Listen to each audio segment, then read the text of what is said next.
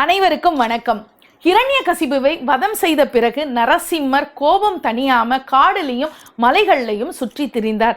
அப்போ ஹிரண்யகசிபுக்கு பயந்து இந்த காடுகளில் ஒளிந்திருந்த முனிவர்களுக்கு நரசிம்மர் காட்சி கொடுத்தார். அப்படி காட்சி கொடுத்த தலம்தான் பூவரசங்குப்பம். இந்த பூவரசங்குப்பத்துக்கு புராண பெயர் உண்டு. அந்த புராண பெயர் தான் தட்சண அகோபிலம் அப்படின்னு சொல்லுவாங்க. தூணை பிளந்து நரசிம்மர் பிரகலாதனுக்கு காட்சி கொடுத்த வரலாறு உண்டு இல்லையா? அதனால இந்த தலத்துல தூணையே நரசிம்மரா நினைச்சு வழிபாடு பண்ணிட்டு வந்தாங்க.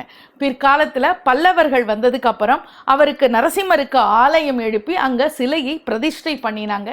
அதனால இங்க இருக்கிற மூலவர் லக்ஷ்மி நரசிம்மர் என்று அழைக்கப்படுகிறார்.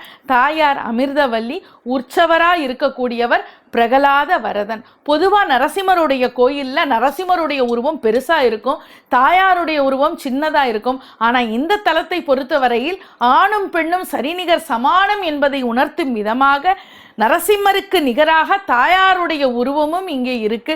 ரெண்டு பேரும் அவ்வளவு அழகா இங்கே காட்சி தருகிறார்கள்.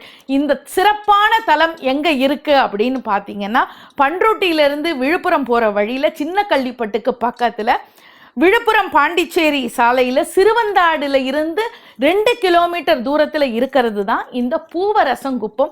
பூவரசங்குப்பத்தில் ரொம்ப அழகா லக்ஷ்மி நரசிம்மர் திருக்கோயில் இருக்கு.